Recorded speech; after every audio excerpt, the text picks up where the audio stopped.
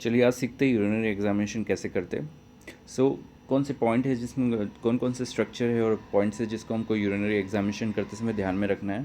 पहले तो क्या है कि यूरिन में आपको आरबीसी देखने हैं। फर्स्ट है रेड ब्लड सेल्स, दूसरा है वाइट ब्लड सेल्स, डब्ल्यूबीसी देखने हैं, एपिथेलियल सेल्स देखने हैं, कास्ट और क्रिस्टल्स देखने हैं और कोई बैक्टीरिया है या नहीं देखना है। आरबीसी आपको जो रेड ब्लड सेल्स है वो कब दिखेंगे यूरिन में, जब भी कोई यूरिन में पेशेंट में यूरिन में स्टोन होगा, पहला मोस्ट कॉमन है। सेकंड है कि अगर उसको इन वेरी रेयर उसको यूरिनरी कैंसर होगा तो उसको पेनलेस हीमेचूरिया होता है, यानी उसको यूरिन में ब्लड होता है लेकिन उसको पेन नहीं होता है। थर्ड वन है कि उसको कोई पैरासाइटिक इन्फेक्शन होगा या फिर उसमें यूरिनरी में कोई डैमेज होगा, नेफ्रोटॉक्सिसिटी होगी कोई ड्रग्स से या फिर कोई टॉक्सिन से। सेकंड है वाइट ब्लड सेल्स हमको यूरिन में कब दिखेंगे। वाइट ब्लड सेल्स यूरिन में या तो फिर यूरिन में इन्फेक्शन हो, किडनी में इन्फेक्शन होगा या ब्लैडर में इन्फेक्शन होगा या यूरेथ्रा में इन्फेक्शन होगा। किडनी में इन्फेक्शन होगा तो हम उसको पाइलोनेफ्राइटिस बोलते हैं, ब्लैडर में हुआ तो उसको सिस्टाइटिस बोलते हैं और यूरेथ्रा में हुआ तो उसको यूरेथ्राइटिस बोलते हैं। ठीक है, इन तीन कंडीशंस में मोस्टली आपको वाइट ब्लड सेल्स दिख सकते हैं यूरिन में। देन आ जाइए एपिथेलियल सेल्स में। एपिथेलियल सेल्स कब दिखेंगे आपको, जनरली एपिथेलियल सेल ब्लैडर और किडनी की जो लाइनिंग होती है वो नॉर्मली शेड होती है एपिथेलियल सेल्स, लेकिन बहुत ज़्यादा एपिथेलियल सेल्स आपको दिख रहे हैं तो वो यूरिनरी कंटामिनेशन, यानी कि जो सैंपल्स है वो प्रॉपरली मिड स्ट्रीम नहीं लिया है। पेशेंट को हमेशा इंस्ट्रक्ट करना पड़ता है यूरिन एग्जामिनेशन से पहले कि पहला जो यूरिन है उसको वॉइड कर देना है, बाहर निकाल देना, उसके बाद जो बीच वाला यूरिन है, मिड स्ट्रीम यूरिन है, उसको कलेक्ट करना है। क्योंकि अगर हम स्टार्टिंग का यूरिन कलेक्ट करेंगे तो उसमें बहुत सारे एपिथेलियल सेल्स दिख सकते हैं। ठीक है, नेक्स्ट है क्रिस्टल्स और कास्ट, ये मैं आपको एक्सप्लेन करूंगा, और बैक्टीरिया का क्या इंपॉर्टेंस है यूरिन में। तो इसकी क्रिटिकल वैल्यू क्या है कि हम उसको कब बोले कि ये एबनॉर्मल है। तो आ जाइए, दो है, एक तो 40x पे देखना है या फिर 10x पे देखना है। तो 40x पे जो है आपको 3 आरबीसी, अगर 3 आरबीसी से ज़्यादा दिख रहे तो वो एबनॉर्मल है। क्योंकि 5 ल्यूकोसाइट यानी 5 डब्ल्यूबीसी से ज़्यादा दिख रहे तो वो भी एबनॉर्मल है। जनरली यूरिन में 2 या 3 डब्ल्यूबीसी दिख सकते हैं अपने को 40x पे, हाई पावर फील्ड पे, वो एबनॉर्मल नहीं है, आप उसको इन्फेक्शन नहीं बोल सकते जब तक कि आपको 5 से ऊपर डब्ल्यूबीसी पर हाई पावर फील्ड नहीं दिखेंगे। देन उसके बाद आ जाइए रीनल ट्यूबुलर सेल्स जो है। ट्यूबुलर सेल्स जो है नेफ्रॉन की लाइनिंग रहती है, ट्यूब्यूल से बना होता है नेफ्रॉन। अगर वो ट्यूबुलर शेड डैमेज हो रहे तो कुछ ना कुछ वहाँ पे प्रॉब्लम है जिसमें ट्यूबुलर सेल्स यूरिन में आ रहे हैं। अगर 2 से ऊपर ट्यूबुलर सेल्स दिख रहे हाई पावर फील्ड में, यानी कि डैमेज ज़्यादा है। फिर आ जाइए बैक्टीरिया में, अगर आपको 10 से ऊपर बैक्टीरिया विथ प्लस डब्ल्यूबीसी। देखिए, अगर सिर्फ बैक्टीरिया दिखते तो उसका कोई इंपॉर्टेंस नहीं है, आपको रिपोर्ट में नहीं लिखना है कि आपको बैक्टीरिया दिख रहा है, क्योंकि सिर्फ बैक्टीरिया अगर दिखते विदाउट डब्ल्यूबीसी तो उसका कुछ इंपॉर्टेंस नहीं है। उसका इंपॉर्टेंस यही है कि आपका जो सैंपल है वो कंटामिनेटेड हो गया, या तो वो बहुत देर से रखा हुआ है या उसको प्रॉपरली कलेक्ट नहीं किया गया है। ओके, अगर डब्ल्यूबीसी आपको बैक्टीरिया के साथ दिखते हैं तो उसका इंपॉर्टेंस है कि पेशेंट को यूरिनरी ट्रैक इन्फेक्शन हो सकता है। अब आ जाइए लो पावर फील्ड पे। लो पावर फील्ड पे हम किस चीज़ को एबनॉर्मल बोलेंगे, जब कास्ट, आपको कास्ट, कोई भी कास्ट, यूरिन में कास्ट होते हैं जैसे डब्ल्यूबीसी कास्ट, आरबीसी कास्ट, हाईलाइन कास्ट, वेक्सी कास्ट। ये क्या होता है, जो यूरिनरी प्रोटीन्स होते हैं, म्यूकोप्रोटीन्स, वो सिक्रीट होते रहते हैं यूरिन में। तो जब पैथोलॉजिकल कंडीशन बढ़ जाती है, यानी पेशेंट को कोई बीमारी होती है तो वो ज़्यादा सिक्रीट होते हैं। तो कास्ट अगर आपको यूरिन में दिखते हैं तो हमेशा किडनी में कुछ ना कुछ प्रॉब्लम होता है। तो ठीक है, अगर आपको 3 से ज़्यादा हाईलाइन कास्ट दिख रहे हैं और सिंगल भी ग्रैनुलर कास्ट दिख रहा है, एक से ज़्यादा ग्रैनुलर कास्ट दिख रहा है, या फिर कोई भी आरबीसी या डब्ल्यूबीसी कास्ट दिख रहा है तो वो एबनॉर्मल है। सिंगल आरबीसी और सिंगल डब्ल्यूबीसी कास्ट भी एबनॉर्मल है। सिर्फ हाईलाइन कास्ट 3 से ज़्यादा दिखने चाहिए एबनॉर्मल बोलने के लिए। ठीक है, 10 से ज़्यादा स्क्वेमस सेल दिखने चाहिए, ये मैंने बता दिया। अभी कोई भी एबनॉर्मल स्ट्रक्चर जैसे फंगस है, यीस्ट है, कोई पैरासाइट्स है जैसे ट्राइकोमोनास है जो आपको ऐसे घूमते हुए दिखता है यूरिन माइक्रोस्कोपी में, उसको बोलता है ट्राइकोमोनास। या फिर कुछ एबनॉर्मल क्रिस्टल्स है जैसे कि कैल्शियम ऑक्सलेट वगैरह, ये भी सब एबनॉर्मल रहते हैं। अब आ जाइए कि आपको ब्लड क्यों दिखेगा यूरिन में। सबसे पहला इंपॉर्टेंट है कि ग्लोमुलर डैमेज हुआ, जो नेफ्रॉन रहते हैं किडनी के, किडनी हमारी नेफ्रॉन से मिलकर बनी होती है जिनका काम होता है फिल्ट्रेशन का, यूरिन का फिल्ट्रेशन। अगर नेफ्रॉन में डैमेज आ रहा है तो वो ब्लड WBC आपको RBC आपको यूरिन में दिखेंगे। सेकंड मोस्ट कॉमन है कि स्टोन, पेशेंट को रीनल स्टोन रहे तो उसकी यूरिन में आपको RBC दिखेंगे। उसको बोलते हैं माइक्रोस्कोपिक हेमेचूरिया, यानी कि कभी कभी पेशेंट की यूरिन का सैंपल लाल नहीं होता है लेकिन फिर भी हम माइक्रोस्कोपी देखते हैं तो वहाँ पे हमको RBC दिखते हैं।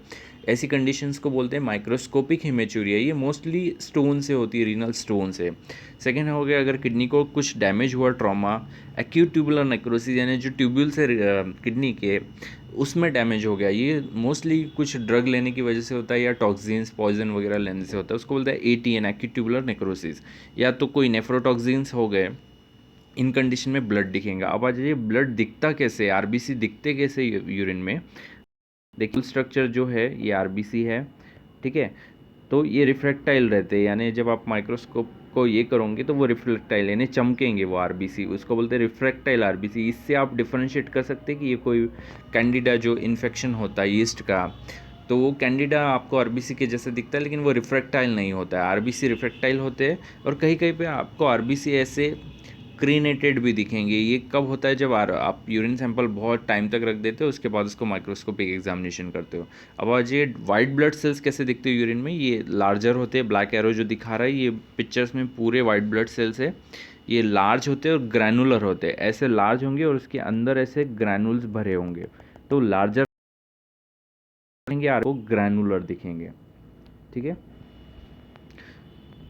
अब अजय कास्ट क्या होता है। कास्ट मैंने जो बताया कि ये प्रोटीन्स होते हैं, म्यूकोप्रोटीन्स होते हैं जो रीनल ट्यूबुलर सेल्स जो किडनी के ट्यूबुल्स होते हैं वो उसको सिक्रीट करते हैं, जो किससे मिलके बने होते हैं, टैम हॉर्स फॉल प्रोटीन, ये इससे मिलके बने होते हैं।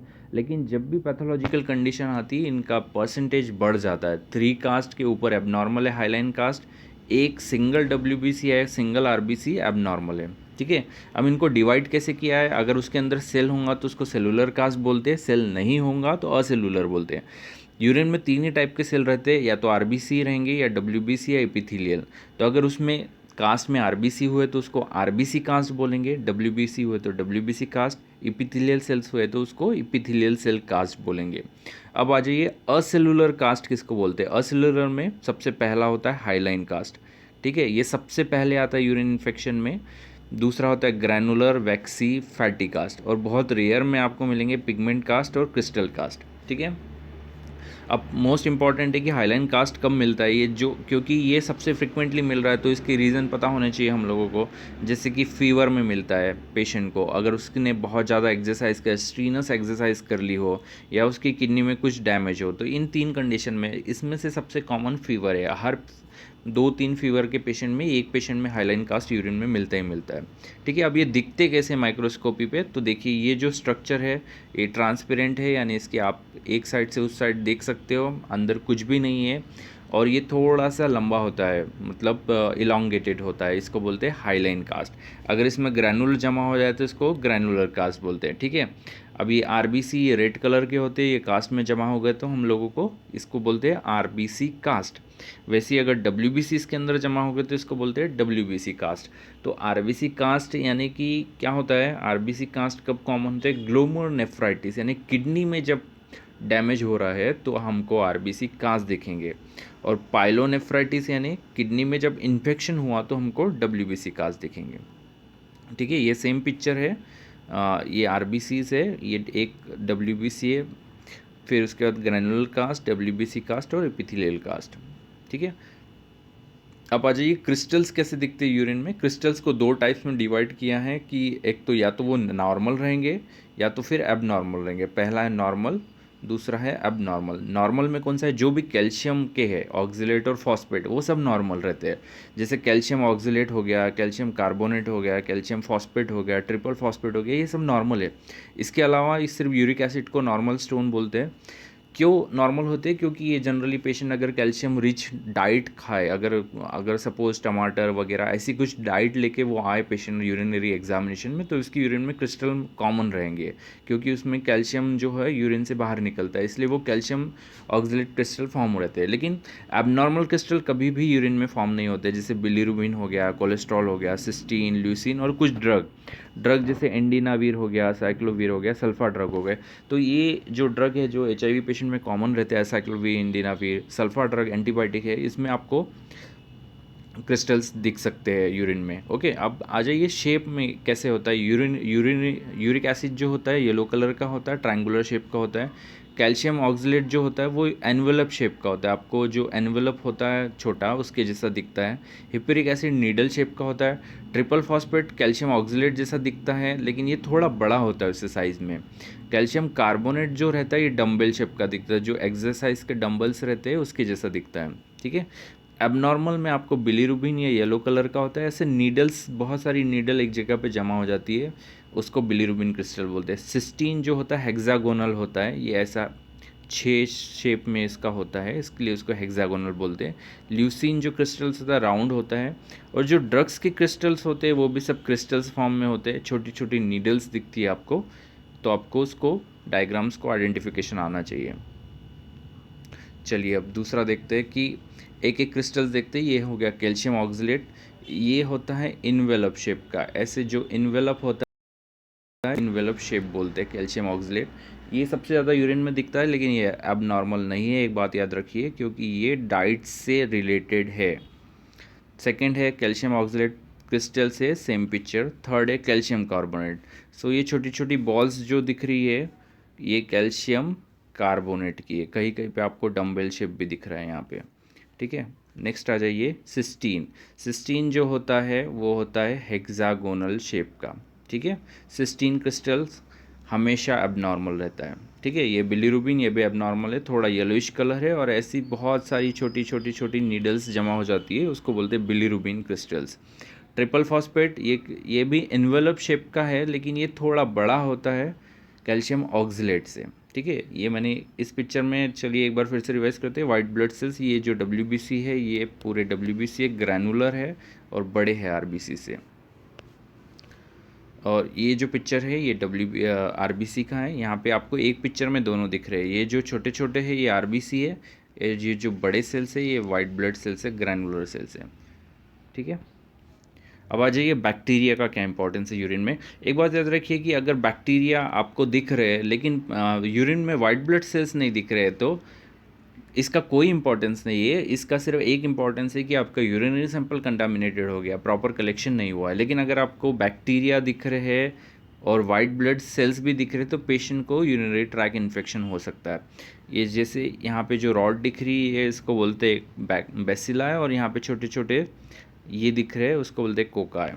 ठीक है, अब कौन कौन से पैरासाइट्स कॉमन है, 2 ही पैरासाइट्स है। एंटेरोबियम वर्मिकुलरिस का एग दिखता है आपको, गोल शेप का रहता है, डबल लेयर रहती है उस पर, एक बात रहती है, ये अंदर की लेयर ये बाहर की लेयर।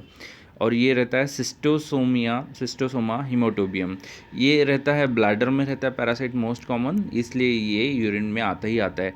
इसको आइडेंटिफिकेशन का एक है कि इसका जो एंड होता है ये पॉइंटेड होता है।